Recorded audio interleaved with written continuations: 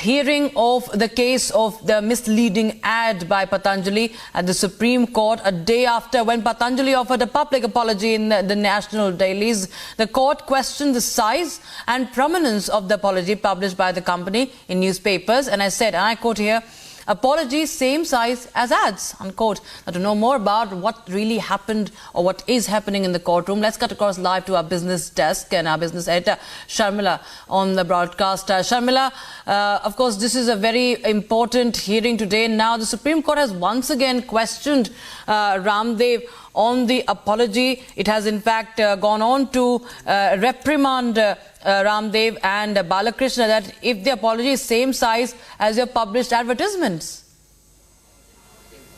Absolutely, Rakshita. What the court has actually pointed out is that the size and the nature of the display of the Patanjali apologies which have come out in the papers yesterday, clearly hinting at a sort of insincerity expressed by the company in expressing apologies for the wrong claims made during COVID for coronial case, the case which has been put out by the Indian Medical Association against Patanjali. So the court has today said, were the advertisements for the said drug, the size was the same as the apologies. Clearly the apology is rather insignificant in the papers. The court has made a note of this. However, the company Patanjali Group has informed the court about the expenses incurred in placing so many ads out in the media, but the court has not paid attention to the bulk of money or distribution of the ads.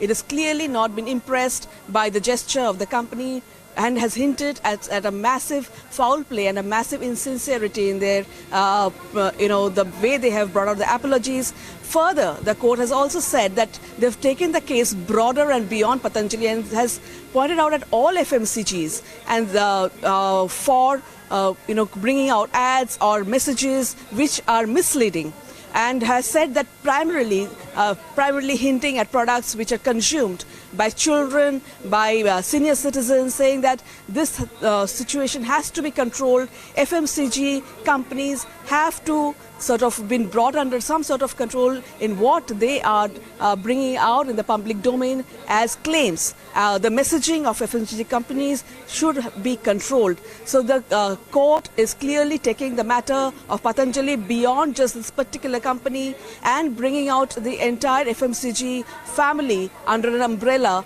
and putting their messaging out in media under the radar. So clearly, tall claims about health and benefits, which a lot of advertisements often, get away with, will be slightly difficult here on, Rakshita. Right. All right. Thank you so much, Sharmila, for joining us with that update on the misleading advertisement case against Patanjali.